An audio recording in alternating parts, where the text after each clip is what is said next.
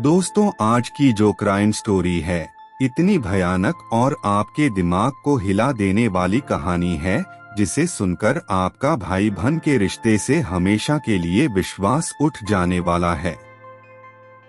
जी हाँ दोस्तों, आज की जो कहानी है एक ऐसे सगे भाई बहन के ऊपर है जिसे सुनकर आप भाई बहन के रिश्ते को शक की नजरों से देखने लगोगे और इन दोनों के इस घिनौने रिश्ते के लिए दो बेगुनाह लड़कियों को अपनी जान गंवानी पड़ती है।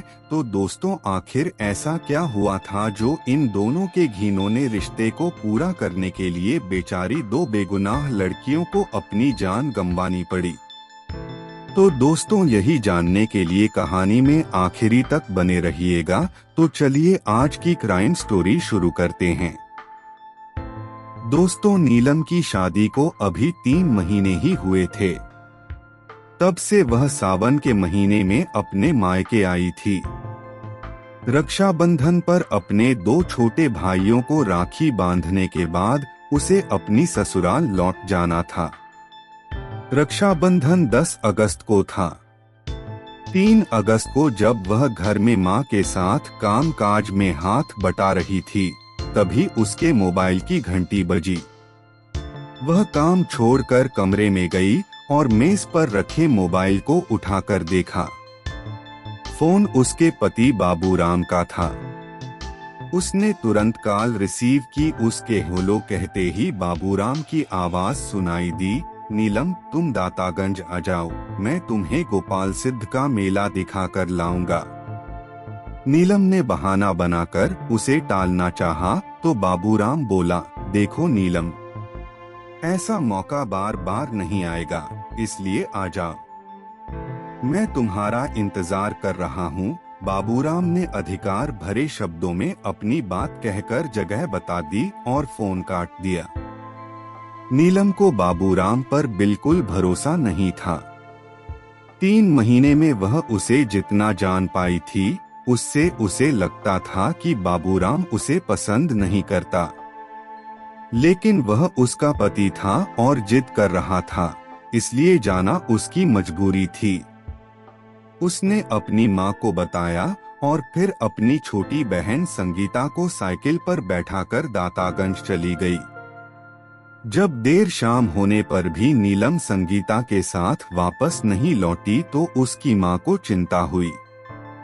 मां ने यह बात अपने पति हरभजन को बताई तो उन्होंने नीलम और संगीता की खोजबीन शुरू की। नीलम की ससुराल में फोन करके पता किया तो वे दोनों वहां भी नहीं गई थीं। बाबूराम भी घर पर नहीं था। हरभजन का परिवार बदायूं जिले के थाना दातागंज क्षेत्र के गांव के शोपुर में रहता था। उसकी 2 बेटियां थीं और 2 बेटे। जब 2 दिनों तक खोजबीन करने के बाद भी बेटियों का कोई सुराग नहीं मिला तो उसने थाना दातागंज में बाबूराम के विरुद्ध भादंवी की धारा 364 के तहत अपहरण का मुकदमा दर्ज करा दिया। बाबूराम के खिलाफ रिपोर्ट इसलिए लिखाई क्योंकि उसी ने फोन करके नीलम को दातागंज बुलाया था। दातागंज के थाना प्रभारी विपिन कुमार ने बाबूराम के बरेली के थाना कैंट क्षेत्र के गांव भुवापुर स्थित घर पर दबिश दी तो वह घर पर नहीं मिला। इस पर विपिन कुमार ने बाबूराम के मोबाइल नंबर को सर्विलांस पर लगवा दिया। 9 अगस्त को विपिन कुमार को बाबूराम के धौलाघाट पुल पर होने की सूचना मिली तो वह पुलिस टीम के साथ वहां जा पहुंचे। बाबूराम वहां मिल गया। पुलिस उसे गिरफ्तार करके थाने ले आई। थाने में जब उससे पूछताछ की गई तो उसने बताया कि उसने अपनी पत्नी नीलम और साली की उनके ही दुपट्टे से गला घोंटकर हत्या कर दी थी और दोनों की लाशें ढका गांव में उसके मामा के गन्ने के खेत में पड़ी हैं।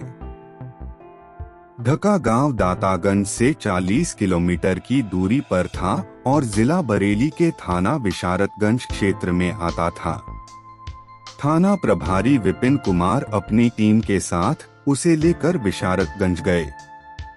वहां से वह स्थानीय पुलिस के साथ ढका गांव पहुंचे। बाबूराम के मामा के खेत में खोजबीन की गई तो नीलम और संगीता की सड़ी गली लाशें कंकालनुमा हालत में मिली। पुलिस ने प्राथमिक कार्रवाई करके दोनों लाशों को पोस्टमार्टम के लिए मोर्चरी भेज दिया। इसके बाद दातागंज पुलिस बाबूराम को लेकर थाने आ गई। थाने में पूछताछ के दौरान बाबूराम ने हत्या के पीछे की जो कहानी बताई वह नाजायज रिश्ते को अपनी जिंदगी समझने वाले एक शख्स के खूनी खेल की कहानी थी, जिसमें उसका शिकार बनी उसकी जीवन संगिनी और निर्दोष साली। महानगर बरेली के थाना के क्षेत्र के गांव भौवापुर निवासी खंजनलाल किसान का सबसे छोटा बेटा था बाबूराम। पेशे से किसान हरभजन के पास 7 बीघा जमीन थी। उसी से उसके पूरे परिवार का भरण पोषण होता था। बाबूराम ने इंटर तक पढ़ाई की थी। इसके बाद वह पिता के साथ खेती के काम में हाथ बंटाने लगा था। बाबूराम की ननिहाल बरेली के ढका गांव में थी। दोस्तों, उसके मामा की 3 बेटियां थीं, जिनमें गीता, परिवर्तित नाम, सबसे बड़ी थी। 18 साल की गीता का यौवन खूब दमकता था, वह थी भी खूबसूरत। बाबूराम अक्सर अपने मामा के घर आता रहता था। गीता से उसकी खूब पटती थी। दोनों के बीच भाई बहन का रिश्ता था। बचपन से एक दूसरे के साथ खेले थे, इसलिए एक दूसरे से काफी घुल मिले हुए थे। जब दोनों जवान हुए तो बाबूराम को गीता की खूबसूरती कुछ अलग ही नजरिए से सुहाने लगी। रिश्ते की याद आती तो वह गीता पर से नजरें हटाने की कोशिश करता था। दोस्तों, लेकिन बाबूराम ने बहुत कोशिश करी कि वह रिश्ते की मर्यादा बनाए रखे, लेकिन दिल के मामले में उसका वश नहीं चला।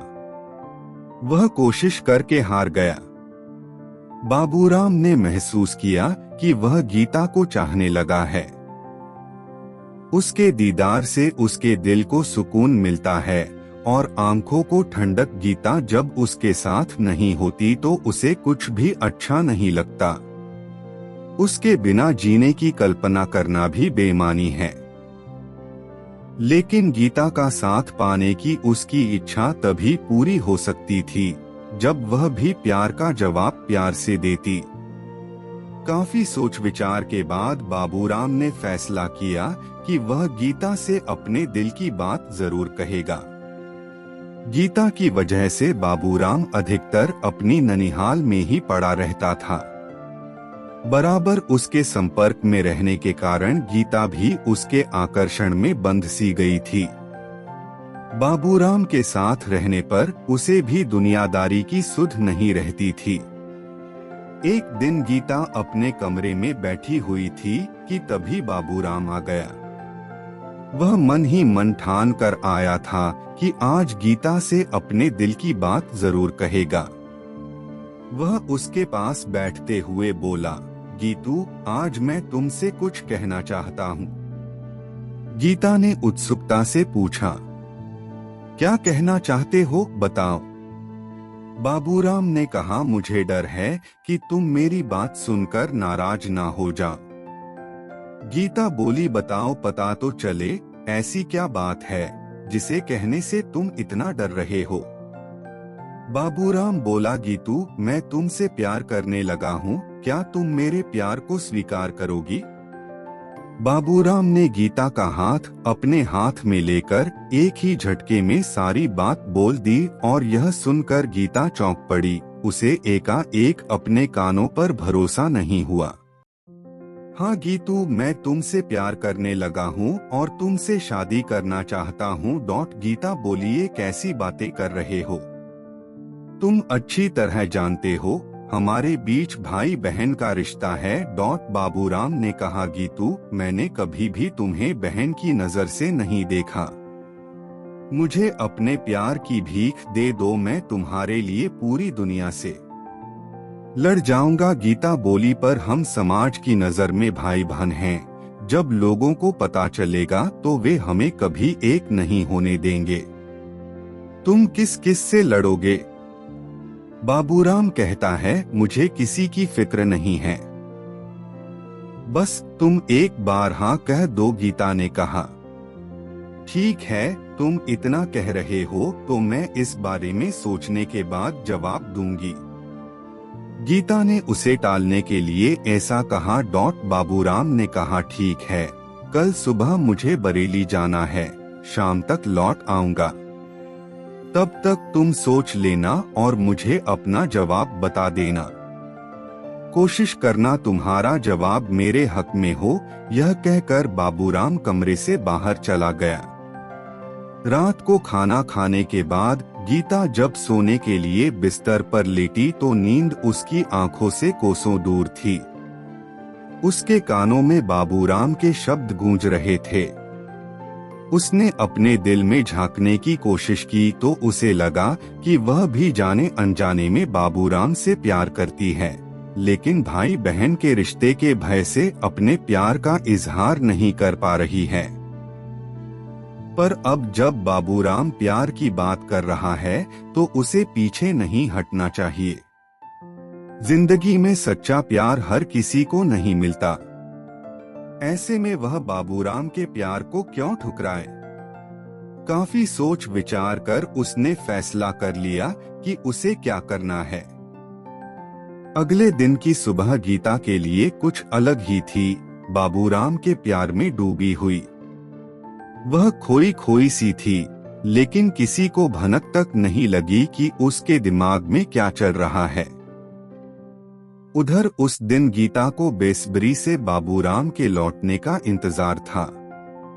बाबूराम रात को लगभग 9 बजे घर लौटा और घर के लोगों से मिलकर गीता के कमरे में आ गया। उसने आते ही गीता से पूछा, गीतू जल्दी बताओ, तुमने क्या फैसला लिया? गीता ने कहा, बाबू मैंने रात भर काफी सोचा और फैसला लिया कि। फिर गीता ने अपनी बात बीच में ही रोक दी। यह देख बाबूराम के दिल की धड़कन तेज हो गई। वह उत्सुकतावश गीता का हाथ पकड़कर बोला, बोलो गीतू, मेरी जिंदगी तुम्हारे फैसले पर ही टिकी है। तुम्हारे इस तरह चुप हो जाने से मेरा दिल बैठा जा रहा है। बाबूराम की हालत देखकर गीता एकाएक खिलखिलाकर हंस पड़ी। उसे इस तरह हंसते देखकर बाबूराम ने उसकी ओर सवालिया निगाहों से देखा तो वह बोली, मेरा फैसला तुम्हारे हक में है। यह सुनकर बाबूराम खुशी से झूम उठा और उसने गीता को बाहों में भर लिया। फिर गीता खुद को उससे छुड़ाते हुए बोली, अपने ऊपर काबू रखो। अगर किसी ने हमें इस तरह देख लिया तो कयामत आ जाएगी। हमारा प्यार शुरू होने से पहले ही खत्म हो जाएगा। बाबूराम बोला, क्या करूं गीतू, तुम्हारा फैसला सुनकर मैं पागल सा हो गया था। ठीक है, लेकिन लोगों की नजर में हम भाई बहन हैं। तो दोस्तों, यदि आपको यह क्राइम स्टोरी अच्छी लग रही है तो प्लीज अभी लाइक और सब्सक्राइब कर दीजिए। धन्यवाद। तो चलिए कहानी में आगे बढ़ते हैं। इसलिए वे हमारी शादी नहीं होने देंगे। हमारी शादी जरूर होगी और कोई भी हमें नहीं रोक पाएगा, लेकिन यह तो बात की बात है। वैसे हमारे बीच जो भाई बहन का रिश्ता है यह एक तरह से अच्छा ही है, इससे हम पर कोई जल्दी शक नहीं करेगा। गीता भी बाबूराम की बात से सहमत हो गई और फिर उस दिन से दोनों का प्यार परवान चढ़ने लगा। दोनों एक साथ घूमने और फिल्में देखने जाने लगे। बाबूराम और गीता मामा फूफा के बेटा बेटी होने की वजह से भाई बहन लगते थे। ऐसे में दोनों के बीच जो कुछ भी चल रहा था उसे प्यार नहीं कहा जा सकता। दोनों बालिग थे और नासमझ भी नहीं थे। दोस्तों, बहरहाल उनके बीच पक रही खिचड़ी की खुशबू बाहर पहुंची तो लोग तरह तरह की बातें करने लगे। धीरे धीरे यह खबर दोनों के घर वालों तक पहुंच गई। सच्चाई का पता लगते ही दोनों घरों में कोहराम मच गया। परिवार के लोगों ने एक साथ बैठकर दोनों को समझाया, रिश्ते की दुहाई दी लेकिन उन दोनों पर कोई असर नहीं हुआ। हालांकि घर वालों के सामने दोनों ने उनकी हाँ में हाँ मिलाई और एक दूसरे से न मिलने का वादा किया। उस वादे को दोनों ने कुछ दिनों के लिए निभाया भी, लेकिन कुछ दिनों बाद वे दोनों फिर मिलने लगे। ऐसे में बाबूराम के पिता ने उसकी शादी करा देने का निर्णय लिया। शादी भी ऐसी की चट मंगनी पट गया। भौवापुर गांव के ही एक परिचित ने उन्हें बदायूं जिले के गांव केशोपुर निवासी हरभजन की बेटी नीलम के बारे में बताया। यह बताने वाला परिचित हरभजन का एक रिश्तेदार था। नीलम को घर में पूनम के नाम से बुलाते थे। वह दातागंज के चिरौंजी लाल इंटर कॉलेज में इंटर की छात्रा थी। नीलम बहुत ही सरल व शांत स्वभाव की युवती थी। वह बालिग हो चुकी थी, इसलिए उसके पिता को उसके विवाह की चिंता सताने लगी थी। जब नीलम के लिए बाबूराम का रिश्ता आया तो वह मना नहीं कर सका। उसके बाद सब कुछ इतना जल्दी तय हुआ कि उसे इतना वक्त नहीं मिला कि बाबूराम और उसके परिजनों के बारे में कुछ पता लगा सके। बाबूराम के घर वाले तो कुछ जानना ही नहीं चाहते थे।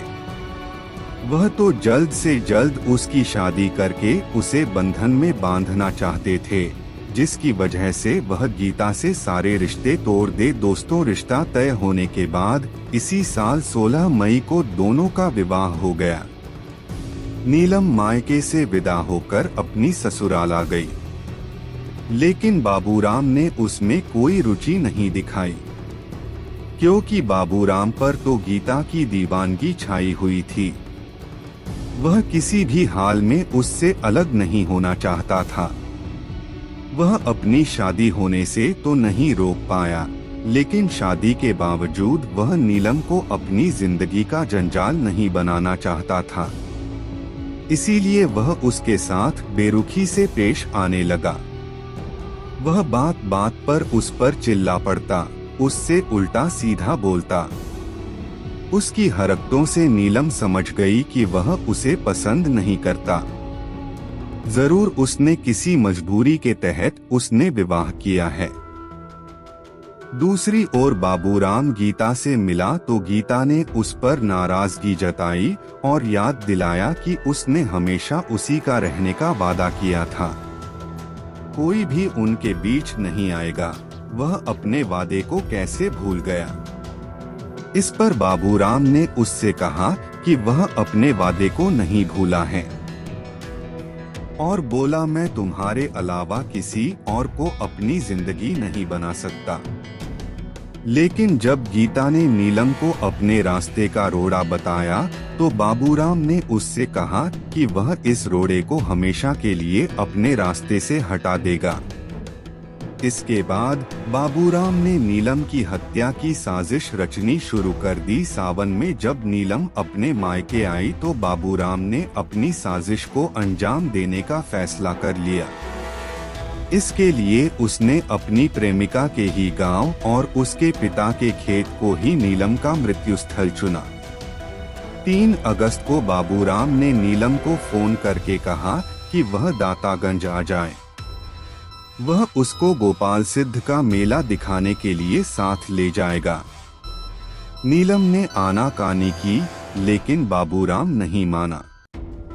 नीलम को उस पर भरोसा पहले से ही नहीं था, इसलिए उसने अपनी बहन संगीता को साथ लिया और उसे साइकिल पर बैठाकर दातागंज पहुंच गई। वहां पहले से तय जगह पर बाबूराम उसे इंतजार करता मिला। वह दहेज में मिली बाइक से आया था। नीलम की साइकिल एक जगह खड़ी करवाकर बाबूराम दोनों बहनों को बाइक पर बैठाकर मेला दिखाने ले गया।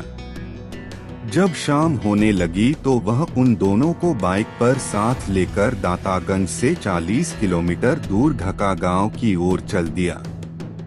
नीलम ने पूछा तो उसने कहा कि उसे जरा मामा से काम है। इस बहाने वह मामा व अन्य घर वालों से मिल लेगी। उसके इस जवाब से नीलम चुप हो गई। बाबूराम ने अपने मामा के गन्ने के खेत पर जाकर बाइक रोकी और नीलम को खेत दिखाने के बहाने साथ लेकर खेत के अंदर चला गया। नीलम उस वक्त सलवार कुर्ता पहने थी। उसने अपना दुपट्टा गले में लटका रखा था। खेत के अंदर जाकर बाबूराम ने उसी दुपट्टे से गला घोंटकर उसकी हत्या कर दी। वह बेचारी चीख भी ना सकी। इसके बाद वह खेत से निकलकर बाहर आया और संगीता से कहा कि उसकी बहन अंदर गिर गई है और उसके पैर में काफी चोट आई है। यह सुनकर संगीता उसके साथ खेत के अंदर चली गई। अंदर पहुंचते ही बाबूराम ने पीछे से उसी के दुपट्टे से गला घोंटकर उसकी भी हत्या कर दी। संगीता की हत्या करना बाबूराम की मजबूरी थी, क्योंकि अगर वह उसे नहीं मारता तो वह सब कुछ अपने घर वालों को बता देती। इस तरह संगीता बहन के साथ बेवजह मारी गई। दोनों बहनों की लाशों को वहीं पड़ा छोड़कर बाबूराम अपने मामा के घर आ गया। वहां उसने गीता को नीलम और संगीता की हत्या कर देने की बात बता दी। देर रात वह मामा के घर से निकलकर अपने घर पहुंचा। वहां उसे पता चला कि उसके ससुर हरभजन को पता है कि नीलम और संगीता उसके साथ गई थीं और वह उनके और उसके बारे में पूछ रहे थे। यह सुनकर बाबूराम को अपने पकड़े जाने का भय सताने लगा तो वह घर से फरार हो गया। लेकिन बाबूराम के गुनाह ने उसका पीछा नहीं छोड़ा और अंततः वह पुलिस की गिरफ्त में आ ही गया। थाना प्रभारी विपिन कुमार ने इस केस में भादंबी की धारा 302, 201 और बढ़ा दी। प्राथमिक कानूनी कार्रवाई पूरी करके पुलिस ने बाबूराम को सीजेएम की अदालत में पेश किया, जहां से उसे जेल भेज दिया गया। तो दोस्तों, यह क्राइम स्टोरी आपको कैसी लगी?